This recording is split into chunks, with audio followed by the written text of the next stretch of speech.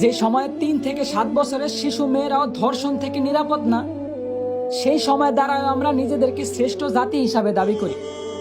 যে সময়ে free mixing ভাবে পড়ালেখার কারণে বিভিন্ন জায়গায় শিক্ষক দ্বারা ছাত্রীরা ধর্ষিত হইতাছে, সেই সময় দ্বারাও আমরা শিক্ষার মানদণ্ড নির্ণয় করি।